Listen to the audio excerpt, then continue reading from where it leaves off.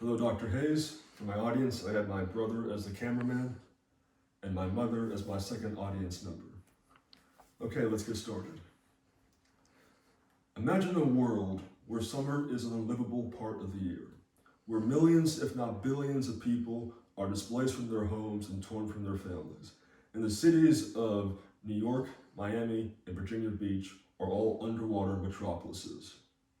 It seems as if nature is actively conspiring against humanity, as this hypothetical situation is our actual present future reality. And all this because the world is warming by a rate of less than 2 degrees Celsius. Today I want to inform the audience about climate change and its worsening effects on the United States. For as long as humans live on this planet of ours, the Earth will always increase in temperature. But with our advancements in technology, and our heightened awareness of the issue, we have the ability to temper the effects of climate change and leave this world ready for the future generations to lead. I have researched this topic intensively. I've gone to many cities, especially coastal cities in this country, that have witnessed firsthand the effects of climate change on the United States. So I will explain what climate change is, why it is worsening, and how it affects the United States. In the 2017 book, An Inconvenient Sequel, Truth to Power, your action handbook to learn the science, find your voice, and help solve a climate crisis, written by climate advocate and former American Vice President Al Gore, he explains the science as this. When the sun emits solar radiation onto the Earth, it hits the Earth's surface and is reflected back into space as infrared radiation. However, in the atmosphere, there is this atmospheric layer called the greenhouse gas layer, made out of carbon dioxide, methane, and other greenhouse gases. And when the infrared radiation hits this layer, most of it will be going through that layer and go back into space. But a small portion of it will be reflected back onto the Earth's surface. So this constant cycle of solar radiation hitting the Earth and being reflected as infrared radiation regulates Earth's temperature for a survivable range for humans.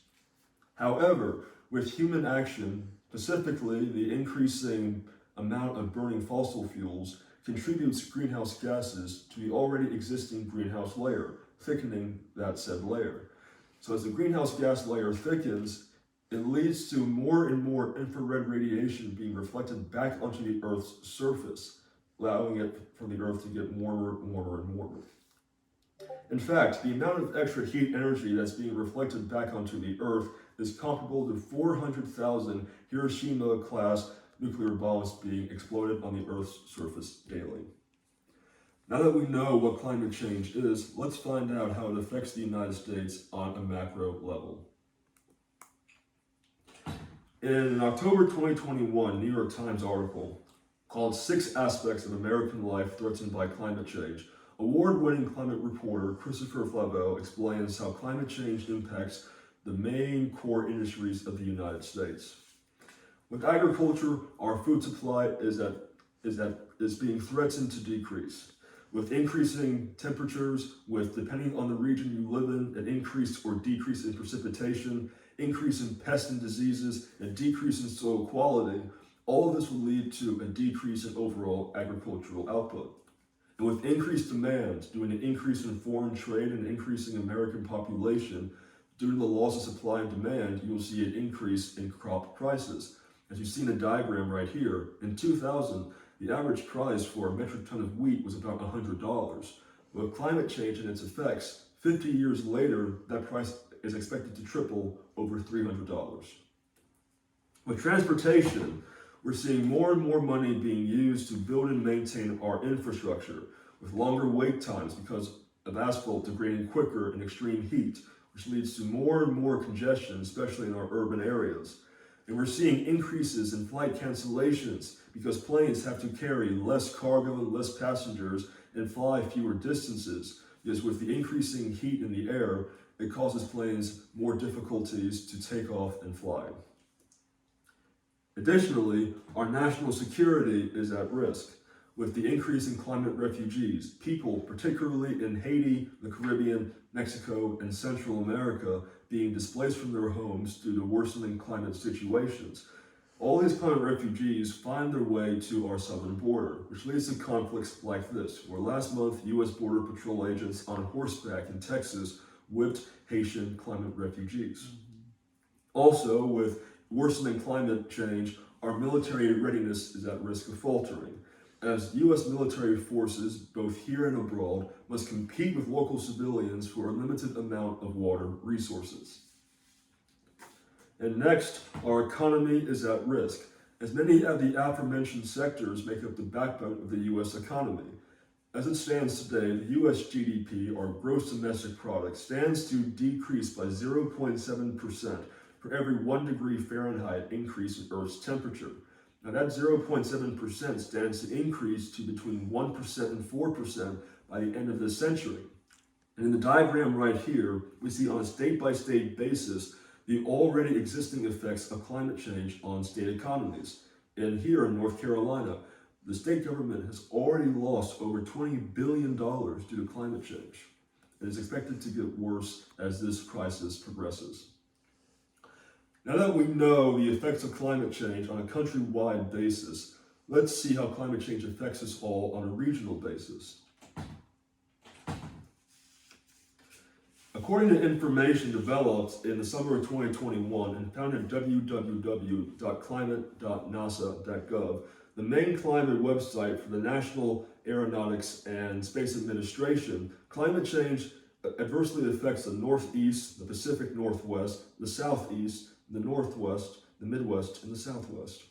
In the Northeast, the most prevalent effects of worsening climate change are heavy downpours coupled with rising sea levels, as coastal cities such as New York City, Atlantic City, and Boston will flood. Also, the economy will falter as major economic players such as construction/infrastructure, fishing, and agriculture will all falter there. In the Pacific Northwest, the region is at most risk of failing environmentally, as rising sea levels with oceanic erosion, with increased flooding, and increased ocean acidity, coupled with increasing frequencies of wildfires because of increasing droughts, pests, and tree diseases. In the Midwest will suffer the most economically, as construction, forestry, agriculture, and transportation sectors will suffer a lot due to increases in extreme heat, flooding, and heavy downpours. Environmentally for the Great Lakes, environmentally in the Midwest, the Great Lakes will see it become smaller due to increasing rates of evaporation. The Great Lakes will also form ice later because of increasing overall temperatures, which will adversely affect the local flora and fauna of the Midwest region. In the Southeast, due to its proximity and dependence on water, will have a unique detrimental effect, as rising sea levels will flood coastal cities like Virginia Beach, Wilmington, and Charleston, and agriculture will suffer immensely because of increased flooding on crucial crop plains. Now, the Southwest will stand to suffer the most overall, as rising temperatures due to increasing droughts and will lead to a decrease in agricultural yield, an increase in the frequency of wildfires and health issues.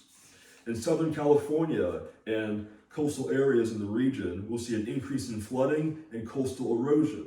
And finally, we'll see in the Southwest an overall boom in the population of insect outbreaks because insects love the warmer climate. That concludes my discussion on climate change. Now let's review. Climate change and its effects are highly prevalent in American society today and will become even more prevalent as we progress towards the future. We must know the future we're getting ourselves into and how climate change will adversely or not affect that said future. Now, to cap it all up, climate change is when more and more greenhouse gases led to the thickening of the greenhouse gas layer. As more infrared radiation is reflected back onto the Earth's surface, instead of being sent back into space, we're seeing a cyclic warming of the Earth itself, which will lead to adverse effects in transportation, national security, energy, water, trade, and other economic factors. Climate change also stands to adversely affect almost every region of the United States and every state in those regions in a very detrimental way. With oceans rising, the world becoming less and less livable, we are becoming more infested with pests and plagues, In every aspect of our lives and our country are suffering by climate change. Former Vice President Gore was right. We truly live on a nature hike through the book of Revelations. Climate change stands to be one of the greatest threats to this country. Thank you.